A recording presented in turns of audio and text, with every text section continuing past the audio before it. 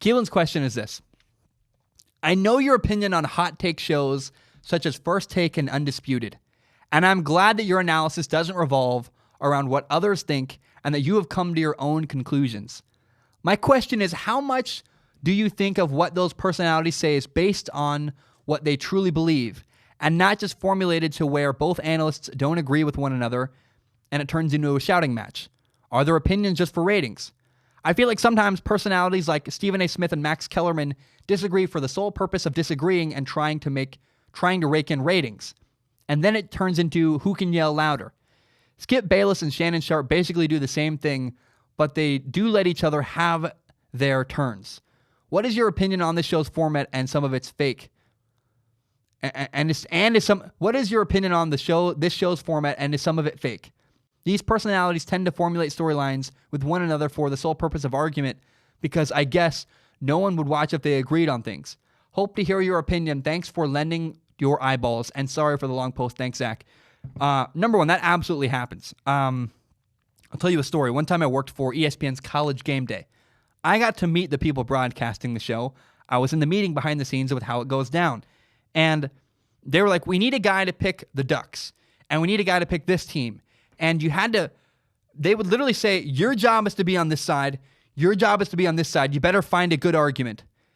That's not good at all, because then you have broadcasters saying things they were told to say rather than what they actually believe. That's completely dishonest and you lose all trust with the audience when you say disingenuous things you don't believe. You can hate me for what I say. My show is Strong Opinion Sports, but the one thing you always will get, you will never hear another person's opinion other than my own. I say what I believe. I'm not told what to say. That is my biggest strength on Strong Opinion Sports that I'm very proud of. And the reason I so strongly avoid having a boss. I've turned down jobs in the media world because I don't want to have a boss. I don't want another person telling me what to say. There are so many issues with these type of shows. Number one is that the number one focus is ratings rather than making quality content. What happens is that, that approach is so flawed because people like producers in the sports media world have a belief that reasonable isn't sexy. And I guess it's not, because an outlandish take will grab your attention far more than a more measured, reasonable argument. But that doesn't mean it's right. I really am proud of the fact I could get more views if I made more clickbaity content and made more crazy statements, but I make enough money. I survive. I'm happy. And I have no desire ever to make clickbaity, horrible content that isn't honest. People say, your opinions aren't strong enough. No, my opinions aren't always controversial, but sometimes the strong thing to say is just the honest thing. And sometimes the truth is not black and white. Sometimes the truth is very somewhere in the middle, and it's very ambiguous. And I'm honest about that. When there's a topic that I'm not sure about, I say that. I don't lie. I don't make up something. I don't try to pick a side. I just say, look, I don't know what to feel here. And people get mad at me for that, but I'd rather be honest and say what I believe. And that's the strength in my strong opinions, is they're what I actually believe. I don't make up crap. I don't just say things to say things. A lot of people say things to get views, and that's completely the wrong argument. It's completely disingenuous, and it loses me. Here's the other problem with the sports media, the biggest one to me. A great example is some people have a show that is 3 hours a day, and they do their show 5 days a week. What that means is then they make 15 hours of content a week.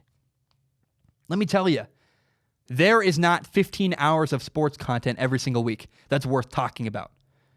So then to compromise and make up for that, a lot of people, and every single show does this on TV, they come up with filler segments.